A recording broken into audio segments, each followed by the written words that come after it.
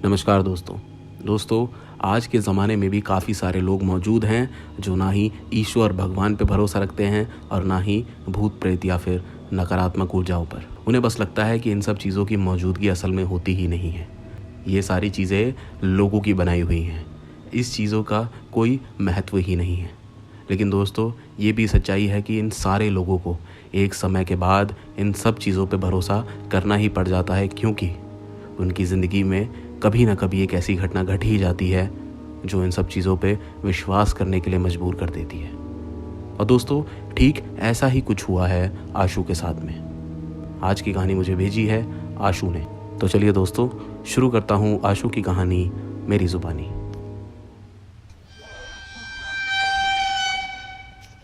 दोस्तों आज जो मैं आपको अपने ही जीवन में यानी मेरे साथ ही घटा एक किस्से के बारे में बताने जा रहा हूँ जो मेरे साथ घटा था साल 2015 में। दोस्तों मैं आपको बताऊँ तो मैं उस समय नास्तिक यानी कि मैं भगवान पे बिल्कुल भरोसा नहीं करता था और साथ ही साथ मुझे इन भूत प्रेत पर भी बिल्कुल कोई भरोसा नहीं था। मुझे लगता था कि उस समय ये सिर्फ इंसानों की बनाई हुई बातें हैं, क्योंकि ना ही किसी ने भगवान को देखा था ना ही किसी ने भूत प्रेत को। सिर्फ मैंने इनकी कहानियाँ सुनी थी, किताबों में, टीवी पर, हर जगह सिर्फ इनकी कहानियाँ। मुझे तो लगता था कि ये सब सिर्फ ढोंग है। लोगों को जो भी फल मिलता है वो सब उनकी मेहनत से मिलता है। भगवान, भूत प्रेत ऐसा कुछ नहीं होता। ये मेरी उस समय की सोच थी, लेकिन इस सोच को हकीकत में बदलने में ज़्यादा समय नहीं लगा। दरअसल दोस्तों मैं उस समय बताऊँ तो टीवी पर, फ़ोन पर या फिर लोगों के मुँह पर सिर्फ इन सब चीज़ों की कहानियाँ ही होती थी। दरअसल दोस्तों मैं आपको बताऊं तो हम 4-5 लड़के थे, यानी वो सब मेरे दोस्त थे और हम रात के समय बाहर बैठकर बातें किया करते थे, जिसमें से एक लड़का मुझे अपने ही परिवार में से किसी इंसान की किस्से बता रहा था। यानी वो बोल रहा था कि उन पे किसी जिन का साया आ गया था। ये सारी बातें वो हम लोगों को बता रहा था, लेकिन दोस्तों मेरी हंसी छूट रही थी और मैं उनको यही बोल रहा था कि भाई ये सब सिर्फ ढोंग होता है, सिर्फ झूठ होता है, इसके अलावा कुछ नहीं। वो कहने लगा कि भाई देखो मुझे नहीं पता, लेकिन उनके साथ घटा और उनको मैं जानता हूँ, उनके साथ बड़ा बुरा हो रहा है, वो आज तक ठीक नहीं हो पाए। लेकिन मैं कहता था कि भाई ऐसा कुछ नहीं है। मैं सबका मजाक उड़ाता था, मैं बस यही कहता था कि ये कुछ नहीं है। लेकिन कई बार इन सब चीज़ों के लिए मेरे मुंह से बहुत ही गलत चीज़ें निकली जो शायद मुझे कहनी नहीं चाहिए थी। बहुत ही गलत मैंने इन सबको बोला भी, हंसी मजाक उड़ाना यही सब होता था। लेकिन दोस्तों इन सब चीज़ों को हकीकत में होने में मेरी ज़िंदगी में ज़्यादा समय नहीं लगा। मैं दोस्तों आपको बताऊँ तो एक शाम मैं अपने छोटे भाई के साथ बाज़ार में गया हुआ था कुछ खाने पीने के लिए। हम दोनों एक ठेली के पास खड़े होकर कुछ खा ही रहे थे कि दोस्तों न जाने मुझे एकदम से क्या हुआ कि तभी मेरे शरीर में ऐसा लगा कि जैसे मेरे शरीर के सारे रोंगटे एकदम से खड़े हो गए हों। यानी कि जैसे कभी कभी जैसे हमें हल्का सा करंट लगता है, बिल्कुल ऐसे ही मेरे शरीर में मुझे महसूस हुआ। और दोस्तों उसी के थोड़े समय बाद मेरे को अपने शरीर में हल्की हल्की अकड़न सी महसूस होने लगी। यानी कि मैंने जब अपने हाथ को देखा तो मेरा हाथ बहुत अजीब सा मुझे लग रहा था। जैसा लग रहा था कि जैसे मेरे हाथों में सुन्नपन आ गया है। मैं अपनी मुट्ठी बंद करने जा रहा था, लेकिन मेरी मुट्ठी बंद हो ही नहीं रही थी। मुझे बहुत ज़ोर लगाना पड़ रहा था। मैं सोच में पड़ गया कि आखिरकार मेरे साथ ये हो क्या गया। लेकिन दोस्तों मुश्किल से मुश्किल 1 मिनट तक ऐसा रहा, उसके बाद फिर सब ठीक हो गया। फिर ऐसा कुछ नहीं था और उसके बाद फिर मैं अपने भाई के साथ घर आ गया। इस चीज़ को मैंने सोचा भी नहीं, मुझे लगा ना जाने क्या था यार, एकदम से हुआ और उसके बाद ठीक भी हो गया। और दोस्तों उसी रात फिर मैं सोने के लिए गया। मैं अपने कमरे में सो रहा था, कुछ भी नहीं, सब कुछ ठीक था। दोस्तों अचानक से मेरी रात में फिर आँख खुली। मैं उठ के बैठ गया। मुझे समझ नहीं आ रहा था कि मेरी आँख खुली क्यों, क्योंकि मैं अच्छे तरीके से सो रहा था, सब कुछ ठीक था। लेकिन मेरी न जाने अचानक से आँख खुल गई और उस आँख खुलने के बाद मुझे नींद आ ही नहीं रही थी। मैं पसीने में भीग चुका था, मुझे पसीने आ रहे थे, बल्कि कमरे में पंखा चल रहा था। गर्मी ऐसी नहीं थी कि बहुत ज़्यादा हो, इंसानों को पसीने आने लगे, लेकिन मुझे बहुत तेज़ गर्मी लग रही थी। और दोस्तों फिर मैं काफ़ी देर तक यूं ही बैठा रहा, क्योंकि मुझे नींद नहीं आ रही थी। मैं करूं तो क्या करूं।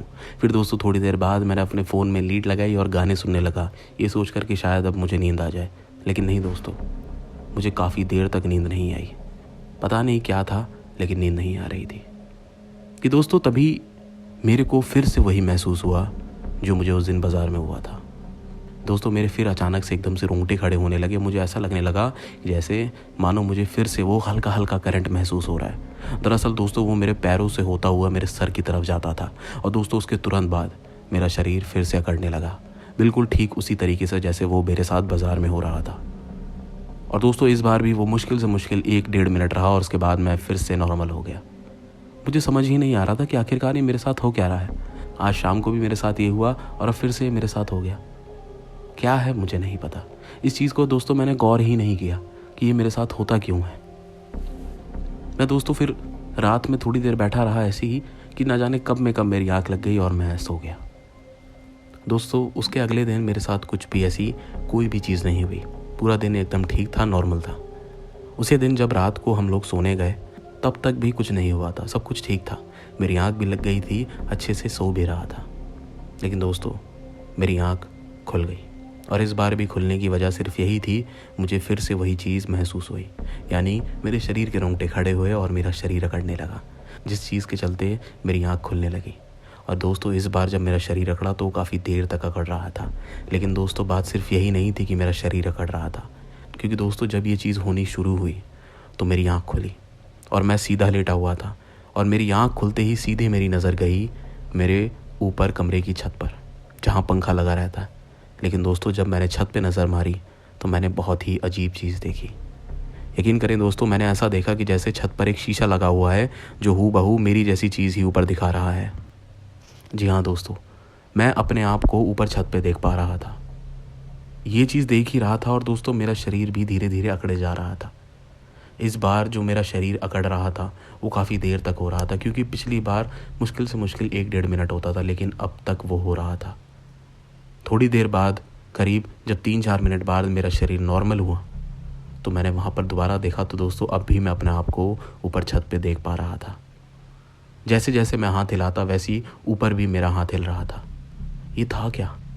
मैं दोस्तों उसको देख ही रहा था कि अचानक से जो ऊपर चीज़ मुझे बनी हुई दिख रही थी, जो हूबहू मेरे जैसी थी, वो एकदम से हंसी। मैं नहीं हंस रहा था लेकिन वो हंसी।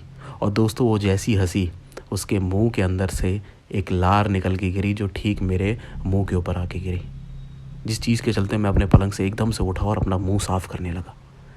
यकीन करें दोस्तों, जैसे इंसान के मुंह से लार गिर, ठीक ऊपर उसी जो मेरे जैसा इंसान बना हुआ था उसी के मुंह से वो लार गिरी और ठीक मेरे ऊपर आकर गिरी। मैं उठते ही उसको साफ़ करने लगा और जैसे ही दोस्तों उसको साफ़ करके मैंने दोबारा से ऊपर देखा तो दोस्तों इस बार ऊपर छत पे कुछ नहीं था।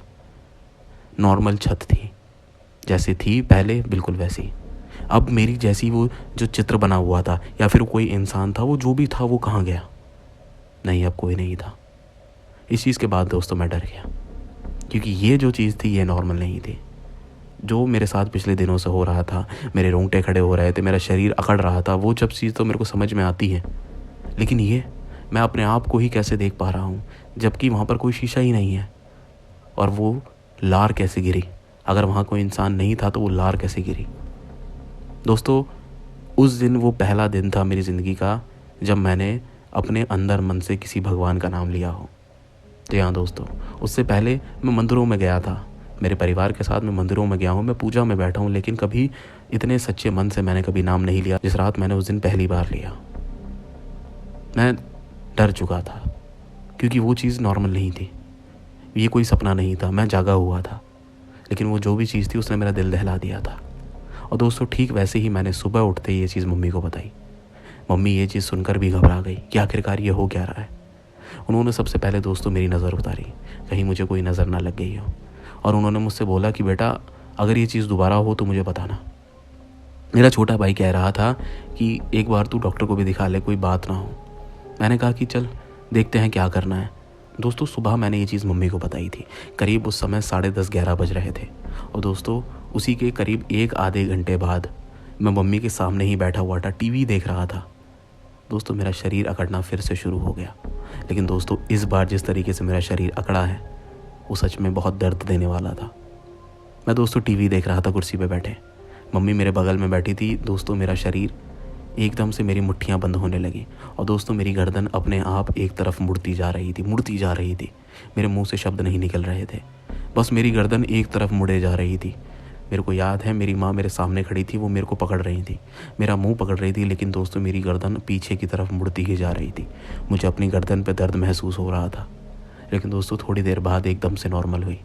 वो जैसी नॉर्मल हुई तो मैंने अपने गर्दन पकड़ ली, क्योंकि मुझे गर्दन में बहुत तेज़ दर्द हो रहा था, क्योंकि वो हद से ज़्यादा पीछे मुड़ चुकी थी। इस चीज़ को जब मेरी माँ ने अपनी आंखों से देखा तो वो डर गई, वो बहुत डर गई। वो घबराने लगी कि आखिरकार मेरे साथ हो क्या रहा है। और दोस्तों उसी वक्त, उसी समय वो मुझे अपने साथ एक जगह ले जाने के लिए तैयार हो गई। उन्होंने मुझसे बोला कि जल्दी से तू मेरे साथ चल। छोटे भाई को उन्होंने घर पे ही छोड़ दिया और मुझे अपने साथ कहीं ले जाने लगी। दोस्तों जब मैं उनके साथ गया तो वो दरअसल मुझे एक घर की तरफ लेकर जा रही थी। वो घर किसका था मैं नहीं जानता था। मैंने उनसे पूछा भी कि आखिरकार कहाँ लेके जा रही हो, लेकिन उन्होंने मुझे पूरे रास्ते कुछ नहीं बताया। लेकिन जब दोस्तों मैं उनके घर के पास पहुँचा तो वो एक आम घर ही था। लेकिन दोस्तों जब उनके घर के अंदर गए तो उनके घर के अंदर का माहौल कुछ अजीब था, क्योंकि जैसे उनके घर के अंदर गए तो दोस्तों वहाँ पर से एक लड़की की चिल्लाने की आवाज़ आ रही थी, बहुत तेज़ आ रही थी वो। हम लोग बाहर कमरे के बैठे हुए थे, वो काफ़ी तेज़ तेज़ चिल्ला रही थी। लेकिन दोस्तों उसी के थोड़े समय बाद वो लड़की दो आवाज़ों में चिल्लाने लगी। एक ही साथ पहले एक लड़की की आवाज़ आती तो फिर एक लड़के की, एक ही साथ पहले एक लड़की की आवाज़ आती तो फिर एक लड़के की। लगातार दो आवाज़ आ रही थी एक इंसान के अंदर से। यही चीज़ें सुनकर मुझे डर लगने लगा, लेकिन मैं समझ गया था कि माँ मुझे कहाँ लेकर आई है। दोस्तों थोड़ी देर बाद हम लोगों का नंबर आया और मैं मम्मी के साथ अंदर गया। मैं उनके सामने बैठा। वो एक नॉर्मल से आदमी थे। उन्होंने मुझसे पूछा कि क्या समस्या है। मैंने बताया कि मेरे साथ पिछले 2-3 दिनों से क्या हो रहा है। उन्होंने बोला या तो हो ना हो किसी आत्मा का ये काम है या फिर कोई शैतानी चीज़ है जो उसके पीछे पड़ गई है। उन्होंने बोला कि हमें देखना पड़ेगा कि आखिरकार ये है क्या। दरअसल दोस्तों उस चीज़ को परखने के लिए उन्होंने मेरे सामने ही एक लाल कलर का कागज़ रखा था। वो पूरा लाल कलर का था। उसमें उन्होंने कुछ काली कलर की चीज़ रखी थी, वो क्या थी मुझे नहीं पता। लेकिन दोस्तों उस चीज़ को रखने के बाद ना जाने उन्होंने क्या ऐसा किया कि उन्होंने थोड़ी देर बाद ही मुझसे बोला कि इसके ऊपर किसी जिन का साया है। दोस्तों ये चीज़ उनके मुंह से सुनकर मैं चौंक गया, क्योंकि जिस चीज़ का आज तक मैं मजाक बनाता था और वो आज मेरे अंदर है, ये कैसे हो सकता है। मैंने तुरंत उनसे छूटते ही बोला कि क्या मजाक कर रहे हो, ऐसा कैसे हो सकता है। उन्होंने बोला कि मैं कोई मजाक नहीं कर रहा हूँ, ये तुम्हारी ज़िंदगी का सवाल है। उन्होंने बोला जो है यही है, भरोसा करना है तो करो। मैं अपनी माँ से बोलने लगा कि मम्मी ये क्या बोल रहे हैं, ऐसा कुछ नहीं है, ये सब चीज़ें होती नहीं है, मेरे अंदर क्या हो सकता है। लेकिन मेरी माँ ने बोला कि बेटा विश्वास कर, ये तेरी ज़िंदगी है, बर्बाद मत करे इसे। मैं मम्मी से बोलने लगा कि मम्मी ऐसा हो ही नहीं सकता, ये चीज़ें होती ही नहीं है। कि तभी उस आदमी ने मुझसे बोला कि देख सुन, अगर तुझे इन सब चीज़ों पर भरोसा नहीं है तो तू घर जा सकता है, लेकिन तू ही एक आदमी है तो वापस से मेरे पास लौट कर आएगा और कहेगा कि मेरा इलाज करो, मुझे उस चीज़ से मुक्त कर दो।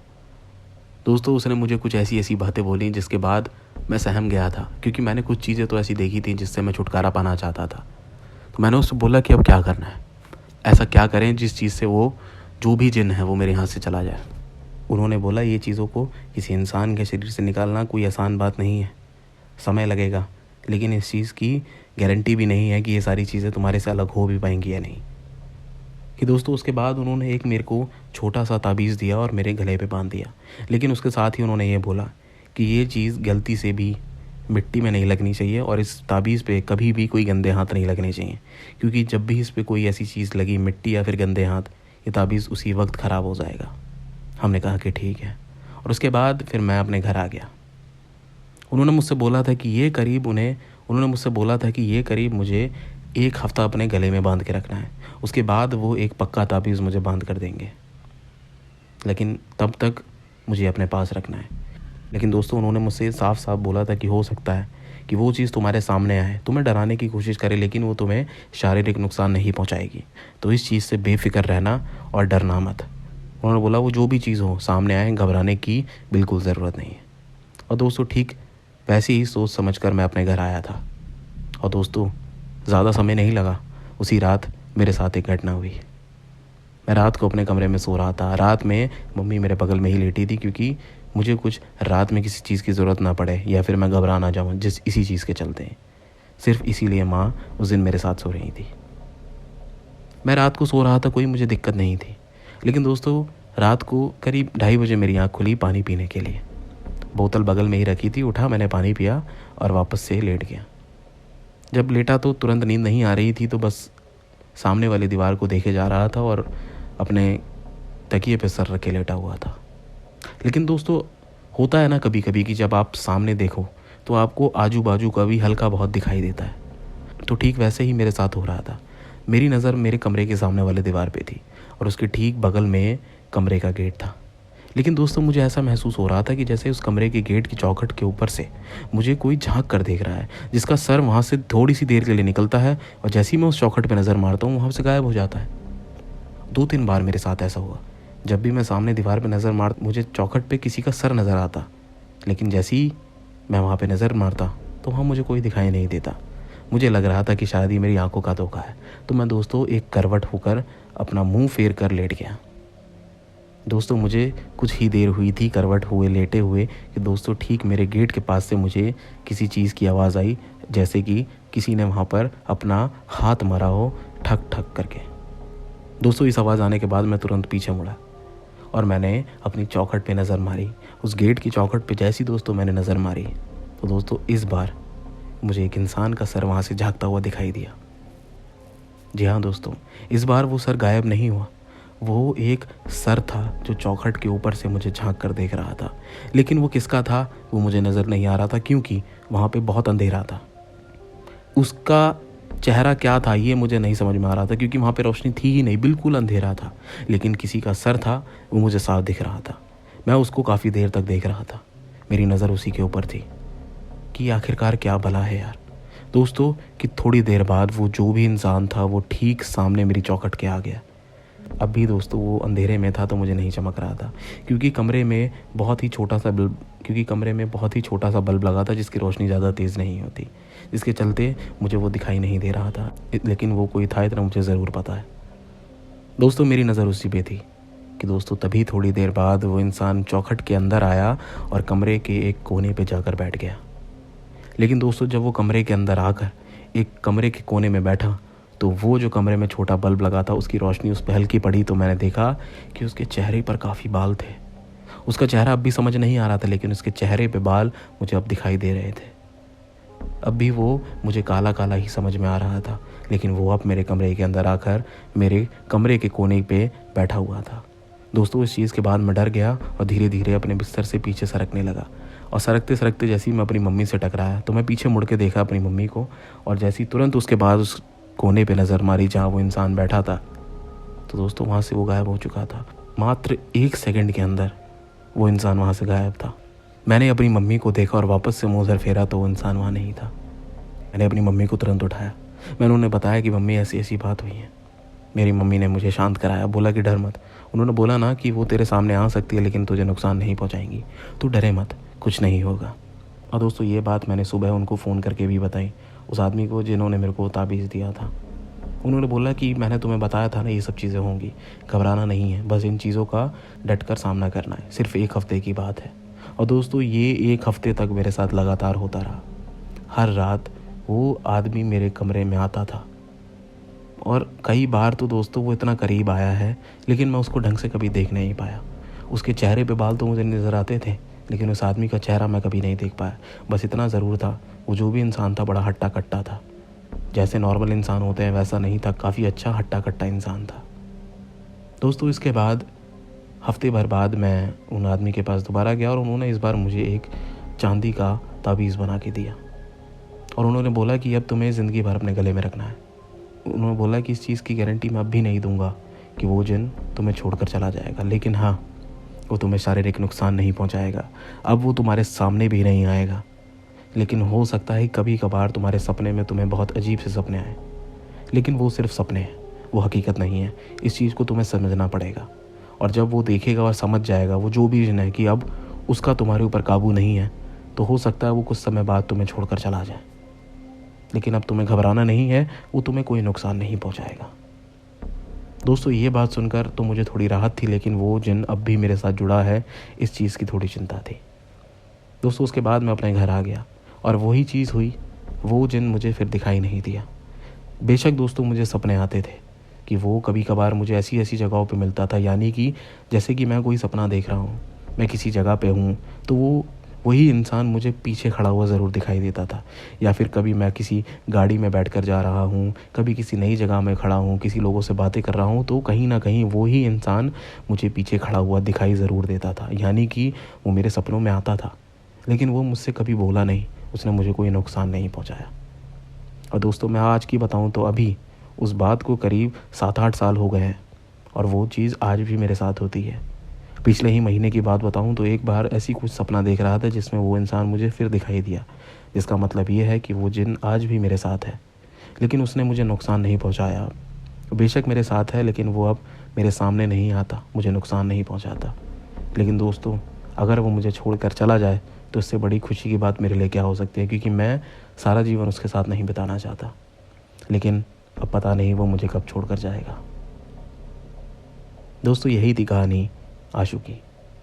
कहानी कैसी लगी कमेंट करके ज़रूर बताएं, और अगर स्टोरी पसंद आई तो वीडियो को ज़रूर से लाइक करें। दोस्तों अगर आप चैनल पर नए हैं तो चैनल को अभी सब्सक्राइब करें और बेल आइकन भी ज़रूर दबाइएगा, क्योंकि मैं ऐसी कहानी जल्द और डालूँगा। दोस्तों अगर आपके पास भी कोई ऐसी ही सच्ची या डरावनी कहानी है जो आपके साथ घटी या फिर आपके किसी जानने वाले के साथ, तो वो कहानी आप मुझे भेज सकते हैं, क्योंकि उस कहानी को दूंगा मैं अपनी ज़ुबान। आप वो कहानी मुझे भेज सकते हैं मेरे इंस्टाग्राम हैंडल पर। दोस्तों मिलूँगा आपको एक और नई कहानी के साथ। नमस्कार।